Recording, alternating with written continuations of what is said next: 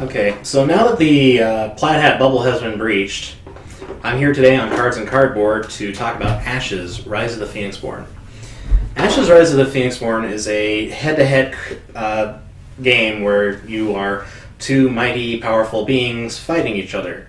And if you just saw my review on Epic, you kind of know what that's like already.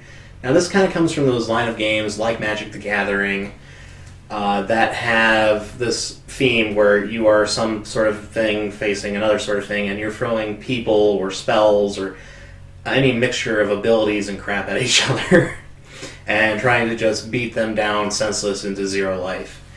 Now, this game thankfully has a diverse cast of characters, which makes the game much more diverse than, say, something like Epic or Magic the Gathering, because you've got this almost Hearthstone-esque ability to kind of pick a player or character to play and then present their deck in your style. We're going to go right into the box and show you what all you get in there, and hopefully you'll see what I see coming out of this. So inside this box, you know, this ridiculously gorgeous artwork of a box, you actually have kind of a plain-looking insert. That's probably my only complaint so far about the insert, is that it's not enough to hold the cards, and thankfully they gave you enough little plastic baggies to put most things in. I've got my dice kind of free-floating because I used an extra baggie for another deck I was constructing. So just keep that in mind when you're getting yours, that these are not going to be very well to keep separated. So you're going to get a number of, punch-out tokens, you're going to get a number of the dice for resources, and a number of the cards. So we're going to go ahead and set those aside and kind of show you a sample deck here. So all the decks in the game are composed of 30-ish cards. I say ish because of extra little features. And you're going to have your Phoenixborn here, which is your main character that you are representing in this fight for supremacy. Now, Phoenixborn has several features about him, namely a life pool, an ability, and a spell and battlefield size. That's really important for how this game plays out, because you are capable of dealing with different aspects of this board and controlling the state of it. So, one thing to bring up is that there are some unique spells in here. Now, a lot of them are usually things that you're going to play down as a response or play as an action. There's ones like this, though, however, which are going to stay out and play in your spellboard section and actually be used and fatigued, as it's called, or have a token placed on it to represent it's been used, in order to summon from a special deck called the Conjuration Deck, which every Phoenixborn seems to have a little bit of a sway in this. Now, Conjuration is a unique creature, like a token, who comes out into the battlefield, sticks around until destroyed, and then goes back into its Conjuration pool. Meanwhile, you have people like allies that come from your main deck, and when they're destroyed, they go back into your discard pile. So that's a pretty big keynote to emphasize on. You have a token pool that is most of the time your primary source of getting blockers and attackers. So a typical setup in this game is you're going to have a 30-card deck. Most of the time you're going to either play with the pre-constructed deck that the Phoenixborn has in the rulebook, or you're going to go out and build your own. Now, thankfully, every card in this game has actually 3 copies of itself in the box included with this game. You don't get that with Fantasy Flight or some other game companies who claim to have like a living style card game, but you have to buy multiple core sets to get a copy of a card that only comes in there once. In this one, you actually get the 3 unique copies of each card. So I can go through here and pull out 3 of these cards of any sort. So what you're looking at for most constructed decks, for the pre-made ones, is 3 copies of 10 different cards, plus your tokens. And the goal of the game is I'm going to throw my monsters and attacks at you and reduce your Phoenixborn's life to 0. If I do that, then I win. When you're playing a multiplayer game, that's when things get a little more confusing because you got multiple Phoenixborns on the field besides you and your opponent. You have another opponent and another opponent, so you're going to have to deal with maybe 4 different people or more. I have not seen how many people this is going to support. I know in a single box you can play with 4 Phoenixborns as long as they're different. If you have 2 boxes, which some people recommend, you can actually play with complete different Phoenixborns that don't have to rely on the similar dice pools.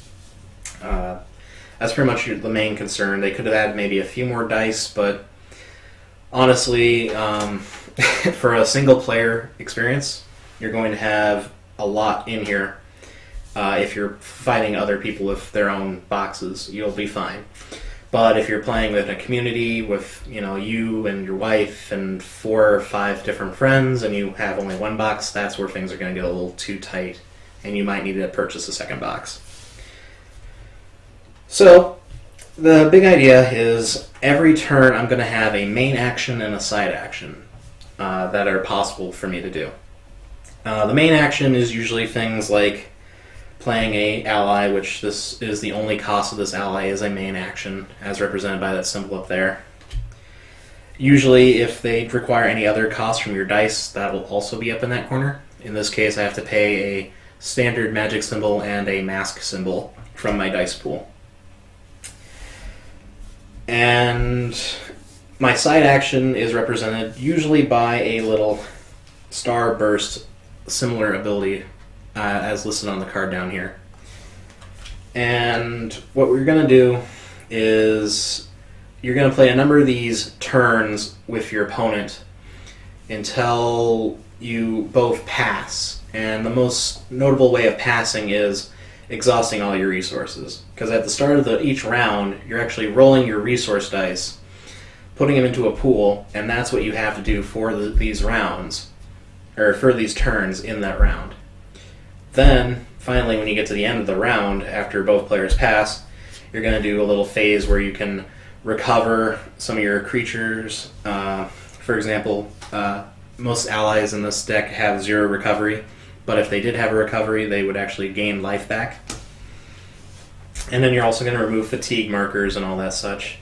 You'll have an opportunity at the beginning of the turn to discard cards from your hand to build a better hand out of your deck. And if you ever cannot do that, you're going to start losing life for every card you could not draw. So you can see a lot of similarities with other games like Epic, which I just reviewed, and Magic the Gathering. But again, this has kind of that weird resource fixture that they try to make. So going into that, we're going to show you a few of these dice here. So these dice, as they can be seen, have usually 1 power facing, 2 minor power facings, and 2 standard magic facings. It's a little hard to say. I should say 3 minor power facings, to be exact. And what happens is that when you roll their major power facing, they have a special ability that can be done just by having that die. So for example, this snake die, whenever I put it as a side action onto one of my creatures, it gives them a +1 attack and +1 life for that turn.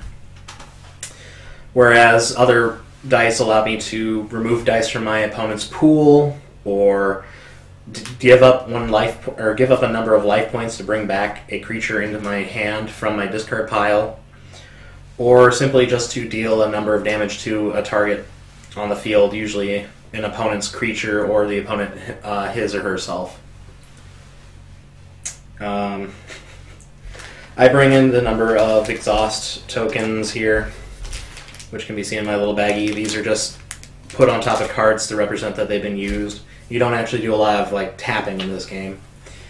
I've got life tokens here, which are 1 in 5 to represent how much damage a creature has taken, as well as these status markers, which are kind of a generic token that are used for power-ups or multiple actions that a card can take. Where to go from here? Well, there's a few other little nuances about this game that are interesting, such as the spell board limit and the battlefield limit. Now, I can only have a number of creatures out equal to my battlefield limit. That is a hard limit, and whenever you go past that, you can't really bring in anything more. So you've got some people who actually will summon things onto their opponent's field just to prevent them from summoning up other things. And that's kind of part of the balance of this game, is where certain people have less or more life, or they have higher battlefield limits or higher spellboard limits, or lower. It all kind of works out in the end. I found that playing the pre-constructed decks, they all do feel really balanced with each other. They just have unique strategies against each other. As far as constructed, I highly recommend constructed, because it's going to give you a lot of different value in there for each deck, and then each Phoenixborn is going to be able to explore different strategies. There's also the ability to play Draught in this if you like as well, by taking out a number of the cards from the deck, shuffling up and drafting them randomly. And that could be a potentially really fun game mode as well. But you also then have to draft dice, so you're going to be playing with probably some odd dice pools at that point too. Or else you're going to maybe have some unplayable cards in your deck. Another thing to note is basically every Phoenixborn comes with their own kit. Like, this character, for example, always has this little spell card with her, because it's got a little icon in the corner there. So that's going to count towards your deck number a little bit too. And it's something you're going to have to be aware of. So, we're going to just take things right into final thoughts here, because I got a lot to get off my chest over there. And there's not a lot else to show you in this box other than it's a bunch of cards and a first place player marker, a bunch of tokens, and some dice. Right. I am very pleased to present this game. It's been one of my wife and I's favorite head-to-head games. I mean, we've played so many of these. We've played Magic the Gathering, we've played Epic. I can't even list how many other head-to-head style games like this I've played. But, it's not without its faults. And that's nothing to do with any of the balancing of the game. Actually, that's one of the strong points of this game, that a lot of cards do feel like they've been play-tested heavily, and that they aren't going to be overbalanced if you're doing like the pre-constructeds. I mean, you will have points with a single box where somebody might pick up spells that they have a certain affinity to, or pick up on combos, and that's where maybe you're going to want to look into getting the second box. But, if you're playing out of the box against another person out of their box, you're going to be fine. Because, again, 3 copies of every card, and, deck construction says you can only have 3 copies. That's amazing. You don't get that out of Fantasy Flight. I hate to say that, but I played Netrunner. I played a lot of living card games. And that's always been kind of a PV point for me. I like it when I buy a box that I'm getting a complete customizable experience, and that's something that Plaid Hat has offered here. So, we're going to go into my starts here. Final thoughts. Artwork. Artwork is just so phenomenal in this game, and it's really, really massively great graphic design in here. A lot of text is used still, but the iconography is all succinct and it makes sense. And when you see that symbol and you can correlate it with a die very easily, that is just massive. It all fits together extremely well. I would not complain about anything. The dice themselves are clear and easy to read, even from across the table, which is nice. And if you're a colorblind player or something like that, you're not going to have any troubles with that either. And that was just huge. I mean, it's hard to give this thing other than a 9 or 10 on art quality, because it's just a beautiful game, it's fun to look at, and the graphic design works so well. I love the fonts, I love the iconography. If anything, I just wish it was just maybe a little bit bigger. That's about the only thing I can really say bad about it. And that's just, a great quality right there. Gameplay.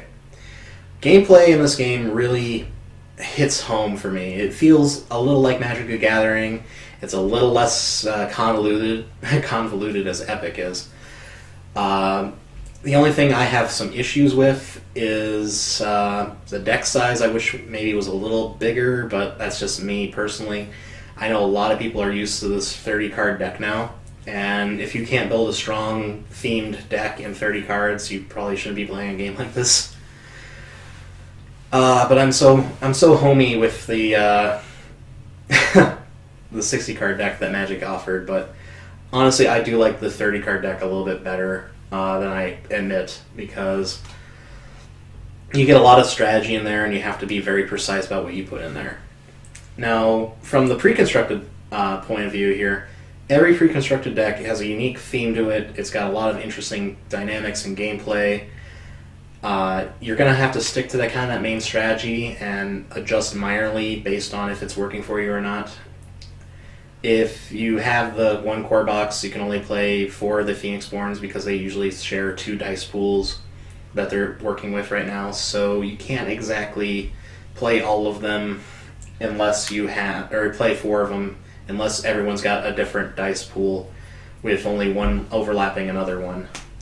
So that's kind of a problem in there. But otherwise, that's really good.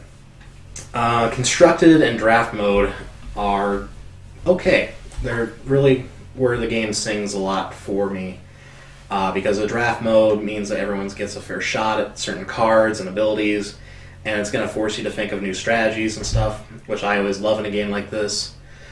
Constructed is immensely superior because you're going to have this experience where you're going to find these combos and work off of them and find new and interesting ways of developing decks for this.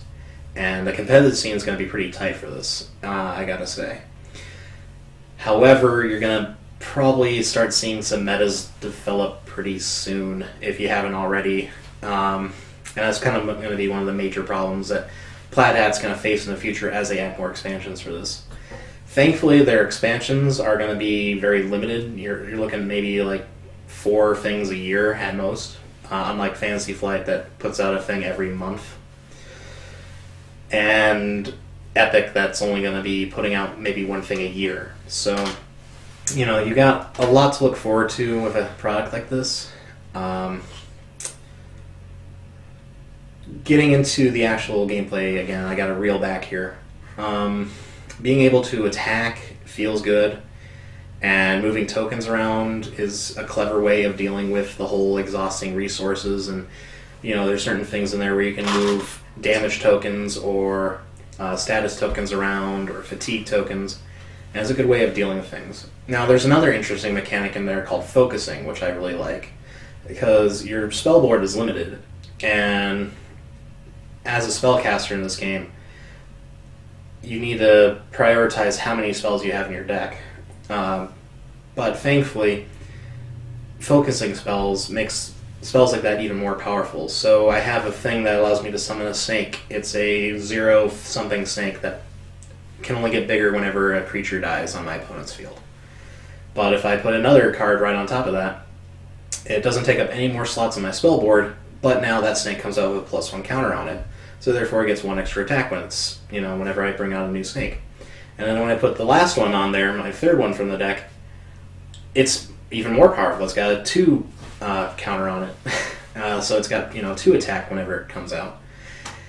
And that's just kind of one of those really interesting things in this game that you're going to really prioritize. You know, you got to choose the right cards, you got to get the right dice pool, hopefully roll well. I mean, you have turns where you roll very poorly, but you can also mitigate that by sacrificing the top card of your deck to your discard pile and changing the face of any die that you have. And there's plenty of cards in this deck, too, that allow you to manipulate dice or re-roll dice. And so you're constantly finding ways to mitigate that dice luck. Now, the last interesting feature of this game is the fact that you have the pick 5 rule, much like the Game of Thrones card game, where you start the game with 5 cards of your choice from your deck, as long as you have only 1 copy of that in your hand. So that doesn't mean that you can pull out 3 cards and focus in your first few turns. This allows you to really emphasize your strategy early on. Like, you know your opponent, what kind of deck they might have, and so you're able to pick out 5 cards from your deck that you know are going to give you the optimal play at the first part of the turn. And that's kind of the deep part of that strategy showing in there. So, again, this is a comfort for me. It's such a great 2-player or multiplayer experience. You still got some of the problems in multiplayer where people are, hitting each other. It would have been kind of nice to see, much like Epic, a hunter strategy where you're defending left or defending right, attacking left, or something like that. It's just something to consider as a possible game mode in the future. So we'll say this: if you're going for the constructed game, you're looking at about a 8 or 7, depending on how diverse you need your group to be. Especially if you have only one box. If you have 2, this really isn't a problem. That's the pre-constructed. If you're doing, constructed competitive against other people with their own boxes, you're probably looking at, again, a good solid 8 in there, 7 in time as the metas start developing. And people don't play around with too many metas. And the draft right now is starting low at like a 6, because there's only a certain number of cards in the pool. But as the game expands, that draft number is going to go up over time, possibly to an 8, maybe even a 9. Depending on how many cards we get in the pool of this game. So it's really hard to put an exact number on that, but we've got different game modes to consider, much like Epic, and much like Magic the Gathering. So I'm going to put the posts over here. Tell me how you think of the reviews, how you would like to play, and if your number kind of matches up with that kind of mentality. Again, we're going off the Board Game Geek rating here, so 6 is not bad, and 8 is just astonishingly good. It's no 10, but these kind of games I don't want to pull out all the time and play, unless they are this good. But again, I don't usually rate things a 10 unless it's something I absolutely can't put away. So, going down into replayability, I can't give an exact number on this. It's going to be, your mileage will vary depending on how much you play these kind of games. Now, Netrunner for me and other living card games, they were really spot on for a while, and then I kind of got out of them. Something new always keeps seeming to come out. Ashes, I'm not sure if it's going to be able to keep up with its release schedule. If it does, and everything feels good, and they bring in new, interesting strategies that aren't going to destroy older cards and will always shake up that meta, then you're looking at a game with a lot more replay factor. But at this time, just out of the box, I'd have to give it, honestly, a 6 or 7, probably a 6, depending if you're playing draft or the pre-constructed decks, or if you're building your own decks. Again, you have to give different numbers on those because it's unique experiences. However, if the pool keeps changing up and there's more content for this game, and I still, see things I like in this game, much like, Netrunner and other LCGs, they are consistently good. I just got fatigued. In Ashes, I'm hoping that I won't be as fatigued because of the slower release schedule. So, we'll see. I'll probably do a follow-up review in time for each of the expansions and show you what I think about those and how they've expanded on the pool. But at this time, we're going to give replayability a solid 6. Just overall, that's my average for the game. I would give it a higher value if they had just a few more cards in there, maybe even some non-unique cards for Phoenixborns that were just kind of in there, not in the pre-constructed decks, so that way you had a little bit more maneuverability. That would have been nice to see, but I understand the cost and the values of building card games like this, so it's completely understandable. Components. I want to get into components last here because they are a little bit of a sore point for me. I like Plaid Hat, but they always kind of do this thing with the cardboard chips where they're dual-sided, which is nice, and I like to see that. They look okay, but they're just not that aesthetically pleasing to me. I know a lot of people out there that are going to get component upgrades for this game and really modify that. And, with Plaid Hat, you have the quality of the cardstock is really high. I don't feel like I need to sleeve these for at least 20, 30 plays.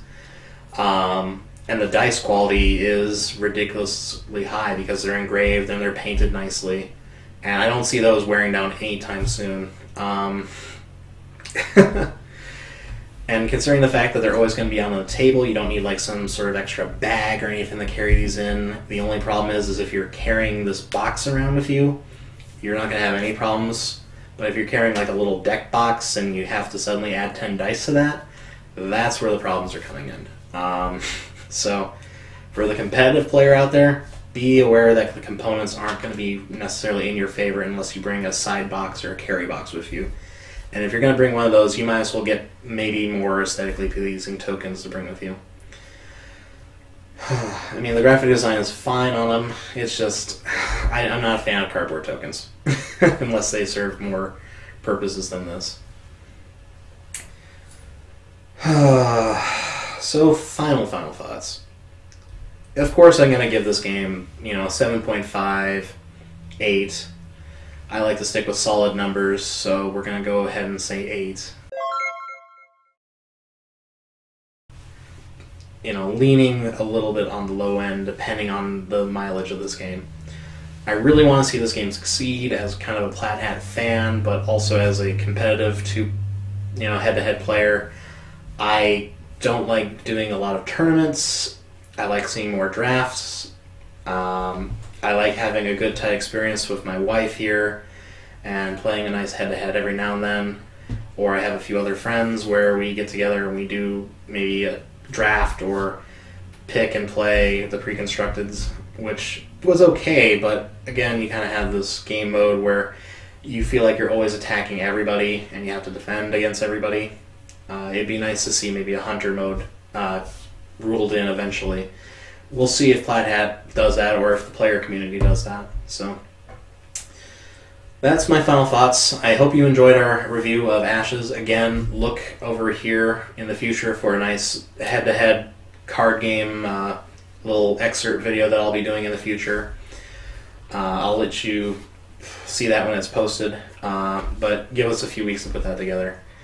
I have to say, if you got the pre-order for this, you got a few extra cards that can be used to make up another pre-constructed deck, another character. It seems like each expansion for this is going to have at least one extra character maybe for a time, so keep that in mind, that you're going to have a lot more diversity as far as the characters go, much like in a Hearthstone fashion, but also you're going to have these other cards coming into the pool with every expansion that are going to affect the base characters as well. So we're looking potentially at a lot of replayability. Much like the Magic the Gathering Arena of the Planeswalkers thing, this game is going to live or die based on those expansions. So keep an open mind if those start coming out. If the game has not gotten to your table as much, you can probably throw an expansion in there and freshen it up.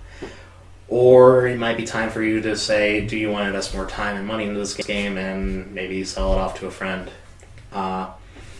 That's all I can really say about these kind of games, is that they're very selective. So if you find one that you like and want to stick with it, good for you. But if you keep going from game to game to game, I'm kind of expecting you to, like this for a while, hype it up for a bit, and then maybe move on. Because who knows, with certain people's buying habits, if the expansions are going to come out enough and be exciting enough for players to keep coming in and playing the game and sticking with it, or if this is going to be like another living card game where, the new thing is coming out, so people jump off one and maybe jump onto the other and maybe never come back. So that's just me being perfectly honest. Hello, Colby, Isaac, Jerry. I know you all at Plaid Hat are probably watching this. Thank you so much for this product. Again, I've really enjoyed playing it.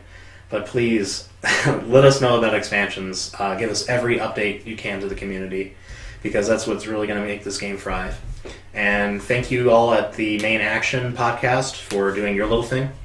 If you ever want to talk about strategies and stuff, I'm always welcome to hear. I would love it if you post some articles up and let us know in the community what you are thinking as well. So, just so you know out there, people, there is Ashes community going on already. I have not seen much of a community for any other card game sprout as early, so that's very hopeful. Thank you so much for coming to Cards and Cardboard. Sorry this was a bit of a longer review. We will be posting videos once a week as always, and if we can get away with it, maybe 2 if we can, but not likely.